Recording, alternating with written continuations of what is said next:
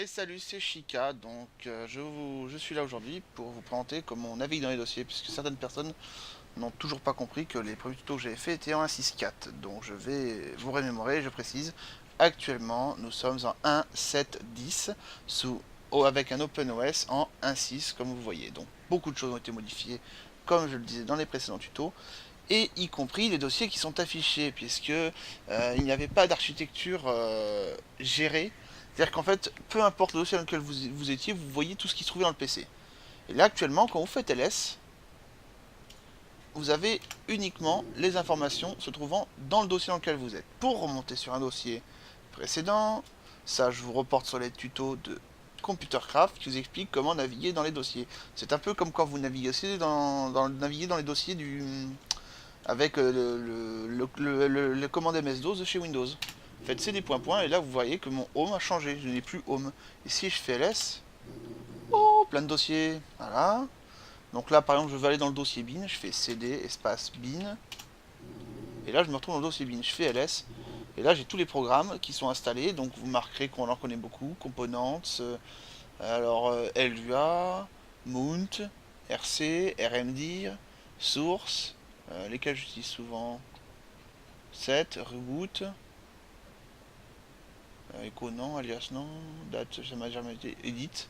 Quand on fait un edit d'un programme, on lance un programme edit.lua, espace, le nom du programme qu'on veut modifier. Ah, MK à dire, passbin, redstone, ça c'est quand on fait un manuel, bref, cd, changement de dossier. Et si on veut vraiment aller faire, voilà, install, quand on fait l'installation, primary, résolution, regardez, on va faire edit, résolution, voilà, tout simplement. Taper résolution sur ce programme, donc ça fait un local args. Donc local shell, local term, c'est normal, on fait require des paramètres cherchés.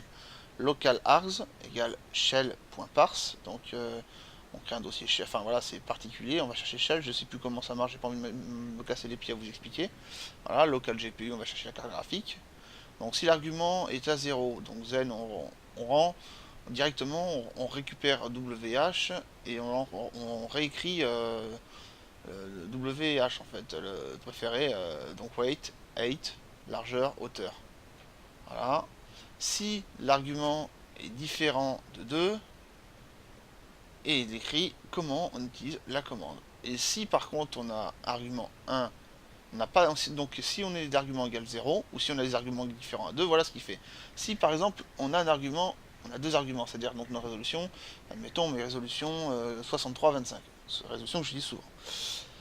Ça fait toNumber args 1, toNumber args 2, donc il a cherché le 63, le 25 sont rentrés là-dedans. Alors, si W, si ce n'est pas W ou pas H, invalide, with, hauteur ou haute. C'est-à-dire que si on n'est pas compris dans les paramètres voulus, il nous dit qu'on est en hauteur invalide, enfin hauteur ou largeur invalide. Voilà. Sinon, local résulte raisonne, GPU cette résolution, WH, voilà, il crée le programme et tout simplement, voilà. Voilà comment on accède au programme déjà existant. Il n'y a rien de plus simple. Pas LUA. LUA reste tel quel. LUA, vous voyez, vous y avez accès partout. Enfin, d'ailleurs, tous les programmes que vous avez dedans, vous y avez accès partout parce que j'ai fait un edit. Alors, on fait cd point point, oups, cd espace point point. Et là, on va aller dans le dossier. Allez, cd boot.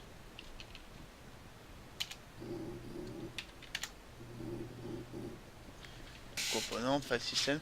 Vous avez tous les paramètres liés aux composants. Voilà. Donc, rien de particulier. J'aurais pu faire ça directement. Bon, on va faire ça. cd dev. J'en explore, hein. J'en ai déjà exploré certains, mais ça me sert à rien. Donc prom, bon là c'est par rapport aux informations, quand vous faites je crois de développement, j'ai pas trop envie de savoir, j'ai pas trop envie de plonger dedans pour le moment. J'ai déjà assez de problèmes sur le serveur pour faire fonctionner mes PC. Et oui, hein, tout n'est pas beau dans la vie, il faut d'abord savoir si ça marche. Alors, voyons ce qu'on a là. Voilà, c'est ce que je voulais voir, BR Control, CFG.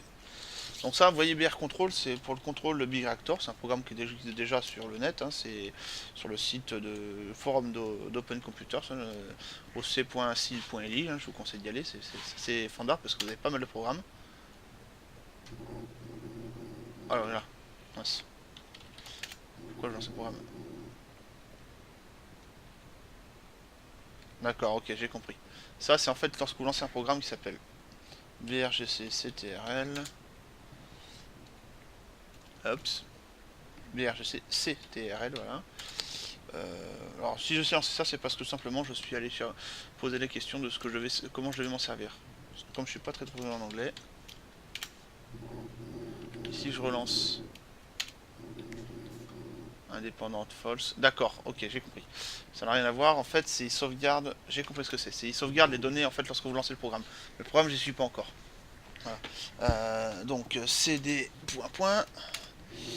Alors, qu'est-ce qu'on a d'autre comme programme là-dedans? Le etc. Alors le home, c'est là où on est au départ. Init, tiens. On peut aller init.lua. On peut régler directement, voilà.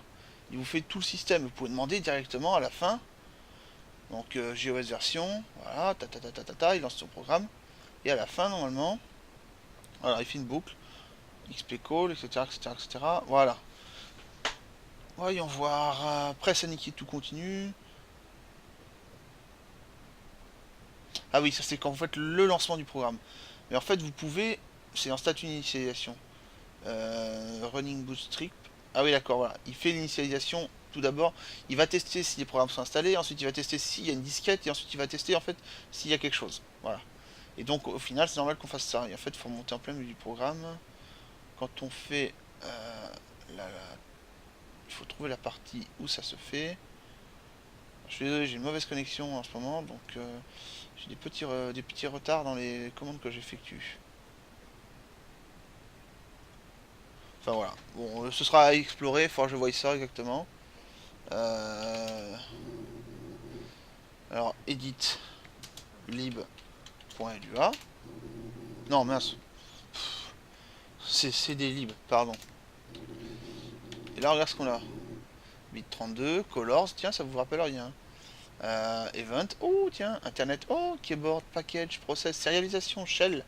Quand vous faites un require, en fait, vous venez chercher tous les requires que vous faites, c'est ici. Vous devez en reconnaître beaucoup. Size.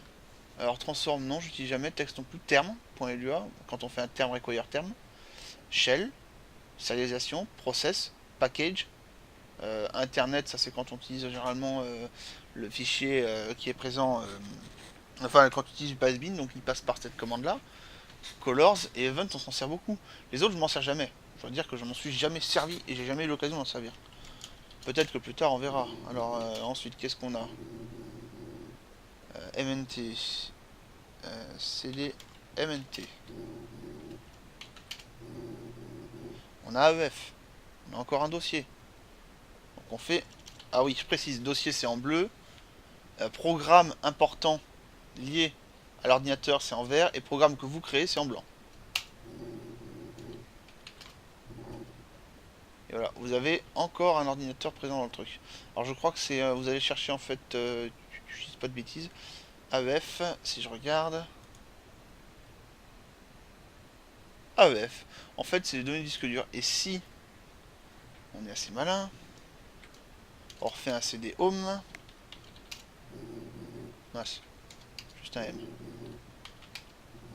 On retrouve les programmes qu'on avait à la base. Bon, je peux m'amuser à réexplorer ça, ça m'intéresse pas. Ensuite, on a quoi? USR. Voilà.